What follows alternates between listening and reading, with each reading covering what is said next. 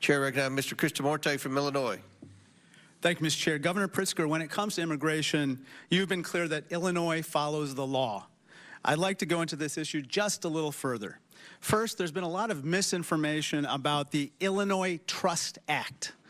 As you know, this is the 2017 law signed by then Republican Governor Bruce Rauner, which requires state agencies to cooperate with ICE when it presents a criminal arrest warrant for an individual, correct? Congressman, yes, that's correct. And just to be clear, the Illinois State Police, the Department of Corrections, and other Illinois agencies must cooperate with ICE when they present a criminal arrest warrant, correct? And do every single time. This is Illinois law. Yes, Donald Trump may not like state law, as we're seeing in California, but what Donald Trump likes is irrelevant. The law is the law.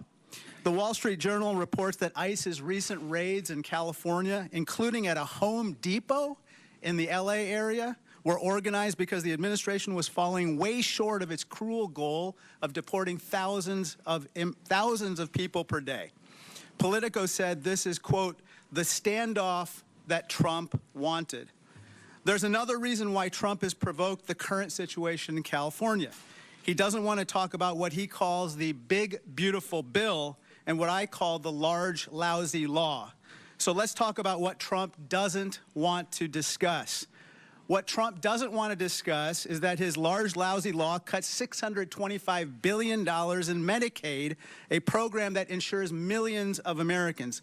Governor Walz, in a press release on Medicaid cuts, you said, quote, the victims of these cuts will be families, children, veterans, rural Americans, and pregnant moms. That's what you said, right? That's correct, Congressman. And Governor Hochul, in a recent op-ed, you wrote, even if you don't rely on Medicaid, these cuts affect you. Because when millions lose coverage, hospitals and other vital health care institutions lose funding. And that strains the entire system. That's what you wrote, right? That is correct, sir. Governor Pritzker, cuts in the large, lousy law are going to leave upwards of 700,000 Illinoisans without health insurance. Isn't that correct? Yes, people will die. Trump's large, lousy law adds trillions to the national debt as well, which could force $500 billion in automatic cuts to Medicare, in addition to the cuts in Medicaid that we just referred to. And of course, Medicare is a program that every senior relies on. Let me turn to my final topic. Governor Pritzker, President Trump has called Illinois, quote, a poorly run state. But the truth, of course, is the opposite.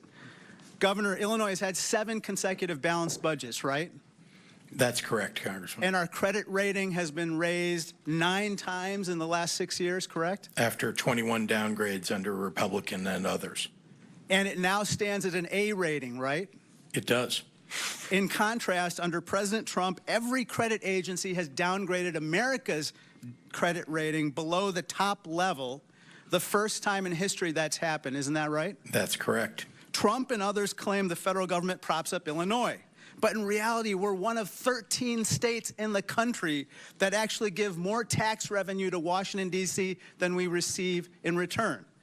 Now, let me turn to some of the reasons why Illinois is a donor state and not a taker state. Illinois has a $1.1 trillion economy. We produce the most soybeans in America, and we're the #2 producer of corn, right? That is correct. We're the #2 manufacturing state in the country. We are. And we're the #2 destination for corporate expansions and relocations, right? And Chicago is #1. Thanks to you, we have the world's first quantum and microelectronics park, correct? That's right. And we're ranked top in the Midwest for workforce development, correct? Yes, we are. And startups? That's right. Illinois is the heart and soul of America, Governor.